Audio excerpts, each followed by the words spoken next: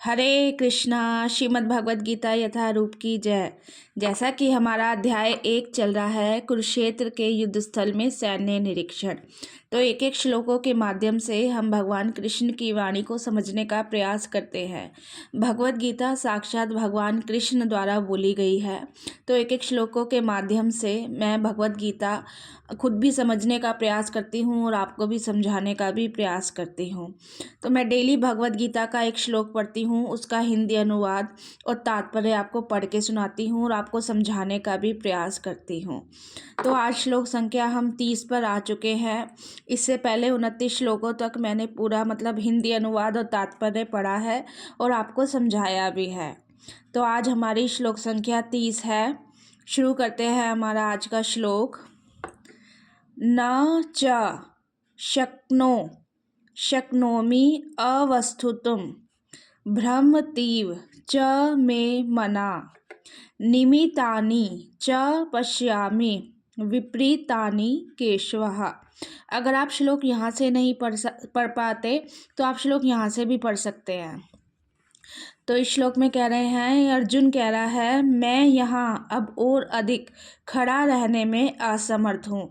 ये अर्जुन कह रहा है कि मैं यहाँ अब और अधिक खड़ा रहने में असमर्थ हूँ। मैं अपने को भूल रहा हूँ और मेरा सिर चकरा रहा है।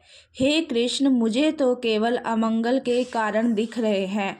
अर्जुन ऐसा इसलिए कह रहा है कि जब वो युद्ध में अपने भीष्म पितामह, गुरु द्रोणाचार्य इन सब को देखता है और जब ये सोचता है कि मुझे इन सब पर हथियार चलाने पड़ेंगे, मुझे इनको मारना होगा, तो वो सोचता है कि मैं गुरु को मारूंगा तो मुझे पाप लगेगा।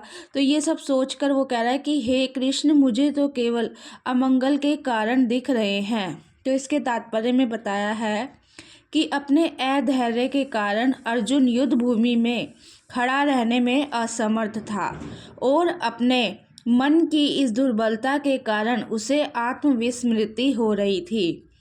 अगली लाइन बहुत इम्पॉर्टेंट है। भौतिक वस्तुओं के प्रति अत्यधिक आसक्ति के कारण मनुष्य ऐसी मोहमयी स्थिति में पड़ जाता है। भौतिक वस्तुओं के प्रति इतनी ज़्यादा अटैचमेंट, आसक्ति अटैचमेंट होने के कारण मनुष्य ऐसी मोहमयी स्थिति में पड़ जाता है। भयम द्वितीयाभिनिवेशता स्यात्। ऐसा भय तथा मानसिक असंतुलन उन व्यक्तियों में उत्पन्न होता है जो भौतिक परिस्थितियों से ग्रस्त होते हैं। यहाँ पे बता रहे हैं अर्जुन जो है अपना एक तरह से मानसिक संतुलन खो रहा है धीरे धीरे भय के कारण। उसे अटैचमेंट हो रहा है उन लोगों के प्रति, अपने दुश्मनों के प्रति उसे इतना ज़्यादा अटैचमेंट हो रहा है कि ये सब युद्ध में मारे जाएंगे। वो ये नहीं देख रहा कि उन्होंने क्या गलत किया है, लेकिन ये है कि मेरे गुरु पर हथियार चलाना पड़ेगा, इससे मुझे पाप लगेगा। तो ये सब सोच के उसकी स्थिति जो है उसका सिर चकराने लग गया था। अर्जुन को युद्ध भूमि में केवल दुखदायी पराजय की प्रतीति हो रही थी।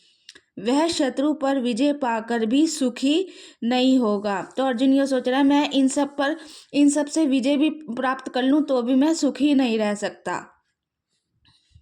अगला शब्द है निमित्तानि विपरीतानि। शब्द महत्वपूर्ण है। ये जो श्लोक में निमित्तानि और विपरीतानि शब्द है ये महत्वपूर्ण है। जब मनुष्य को अपनी आशाओं में केवल निराशा दिखती है तो वह सोचता है कि मैं यहाँ क्यों हूँ। ऐसा होता है ना, जब हम बहुत ज़्यादा निराश हो जाते हैं, हमारे सारे रास्ते जब हमें बंद लगते हैं तो हम निराश हो जाते हैं, दुखी हो जाते हैं कि मेरे साथ ही ऐसा क्यों हो रहा है। प्रत्येक प्राणी अपने में तथा अपने स्वार्थ में रुचि रखता है। हाँ, तो ऐसा होता है ना कि मेरी इच्छा से अगर कोई काम नहीं हो रहा तो हम उसमें निराश हो जाते हैं, हमें क्रोध भी आता है। तो यहाँ पर अर्जुन निराश हो गया कि ऐसा है ना कि प्रत्येक प्राणी अपने में और अपने स्वार्थ में रुचि रखता है, अपने तरफ से सोचता है कि ऐसा करने से ठीक होता, ऐसा करने से ठीक होता, लेकिन ऐसा नहीं है। किसी की भी परमात्मा में रुचि नहीं होती किसी की, और अपने स्वार्थ में सबकी रुचि होती है कि यहाँ मेरा बेनिफिट है, वहाँ मेरा बेनिफिट है। कृष्ण की इच्छा से अर्जुन अपने स्वार्थ के प्रति अज्ञान दिखा रहा था। मनुष्य का वास्तविक स्वार्थ तो विष्णु या कृष्ण में निहित है। जो मनुष्य का जो असली स्वार्थ है, मनुष्य को जो असली जो सेल्फिशपना दिखाना चाहिए वो इसमें दिखाना चाहिए कि जो कृष्ण करेंगे वो मेरा भला करेंगे, जो भी कृष्ण ने मेरे लिए लिखा है वो अच्छा ही लिखा होगा। मतलब जो कृष्ण जैसे हमें चला रहे हैं उसी में अपनी बुद्धि को ऐसा समझना चाहिए कि जो मेरे लिए भगवान ने कदम उठाया है वो बढ़िया होगा, बेहतर होगा। बद्ध जीव इसे भूल जाता है, इसलिए उसे भौतिक कष्ट उठाने पड़ते हैं। क्योंकि जब मनुष्य को भगवान ने बनाया है तो उसके लिए कुछ सोच के ही तो बनाया है, उसके लिए आगे की सारी व्यवस्था करके बनाया है। ये सब हम थोड़ी ना चला रहे हैं, भगवान ही तो चला रहे हैं। सबकी रोटी पानी ये कौन चला रहा है? ये सब भगवान ही तो चला रहे हैं। अर्जुन ने सोचा कि उसकी विजय केवल उसके शोक का कारण बन सकती है। तो ये आज का हमारा श्लोक यहाँ तक पूरा हुआ। और इसमें अर्जुन को एक भौतिक भय हो रहा था, भौतिक वस्तुओं के प्रति बहुत ज़्यादा अटैचमेंट हो गया था, जिसके कारण उसे अमंगल के कारण दिखाई दे रहे थे। तो हरे कृष्णा, एक एक श्लोकों के माध्यम से हम भगवत गीता और भगवान कृष्ण की वाणी को समझने का प्रयास करेंगे। आज का हमारा श्लोक कंप्लीट हुआ, श्लोक संख्या 30। हरे कृष्णा।